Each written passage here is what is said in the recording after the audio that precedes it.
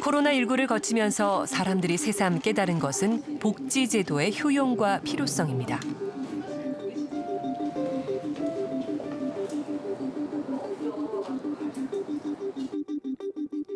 코로나19 직전인 지난 연말만 해도 우리 복지제도에 대한 신뢰는 50%에 미치지 못했습니다. 하지만 코로나19 이후 불과 5달 새 복지에 대한 신뢰가 큰 폭으로 상승했고 특히 건강보험 신뢰도는 87%를 넘어섰습니다. 복지제도에 대한 재발견이라 이야기합니다.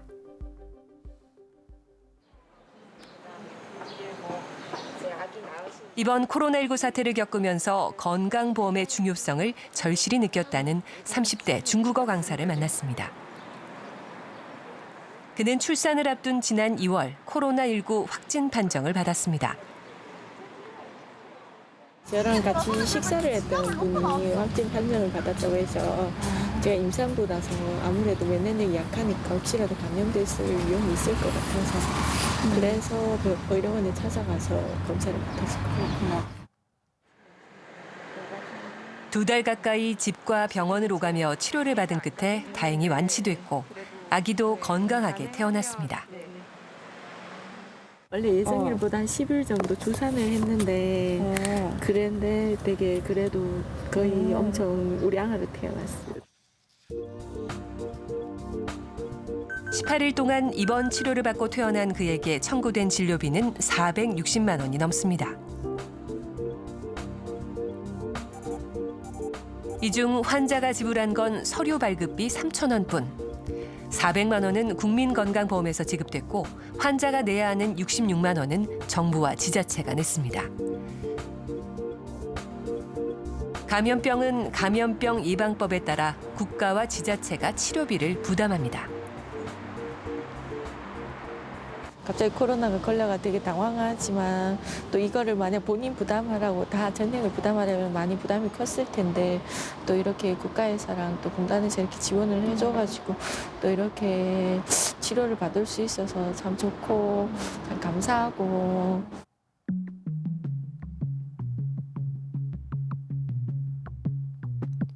코로나19 확진자가 170만 명을 넘은 미국은 의료보험이 우리나라처럼 필수가 아닙니다. 건강보험 가입 범위를 확대시키는 이른바 오바마 케어 이후 가입자가 늘긴 했지만 여전히 국민의 8.5%는 의료보험이 없습니다.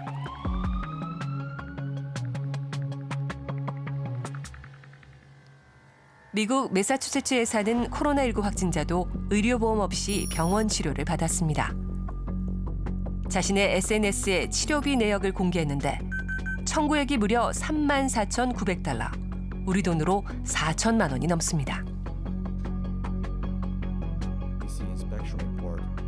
미국의 한 건강 관련 단체 예측에 따르면 보험이 없는 사람이 6일 동안 코로나19로 입원 치료를 받을 경우 평균 73,300달러, 우리 돈으로 9천만 원 넘게 내야 합니다.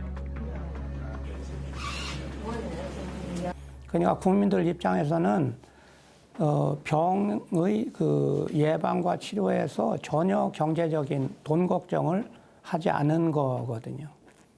그러니까 당연히 국가가 그 훌륭한 역할을 해줬다. 그리고 나는 국가 때문에 안심할 수 있었다라는 느낌을 가진 거예요. 우리나라 의료보험제도는 1963년 제정된 의료보험법이 시초입니다. 이후 수백 개로 쪼개져 운영되던 개별 조합을 통합, 명실상부 전 국민 의료보험으로 확대한 건 IMF 외환위기 직후 출범한 국민의 정부 시절입니다.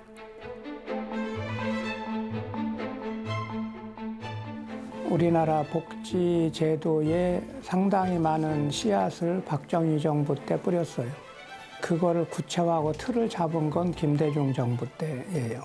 400여 개로 나누어져 있던 그 의료보험을 전부 통합해서 지금과 같은 건강보험으로 만들고, 그러니까 하나로 그 통합된 건강보험을 만들고 건강보험공단을 만들었어요. 그때 그렇게 하지 않았으면 지금 같은 코로나 대응도 불가능했을 거예요. 조합비를 많이 거둘 수 있는 대기업 공무원 조합과 그렇지 못한 조합 사이에는 재정 규모 차이가 컸고 자연스레 의료보험 보장 내용도 달랐습니다. 통합을 하면 개별 조합 근로자들이 구조조정 대상이 돼야 하는 등 수많은 이해관계도 얽혀 있었습니다. 그럼에도 건보 통합을 이뤄낼 수 있었던 건 20년 넘은 사회운동이 밑바탕이 됐습니다.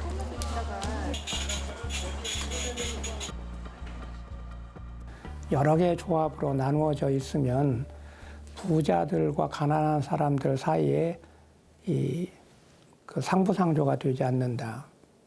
그러니까 부자들은 부자들끼리 뭐 현대 직원, 삼성 직원들끼리만 지역적으로도 그 서초나 강남 같은 부자 지역이 있고 못 사는 시골 지역이 있는데 그럼 끼리끼리만 모아놓으면 도저히 그 위험 분산이 안 되고 상부상조가 안 된다 이런 거였어요.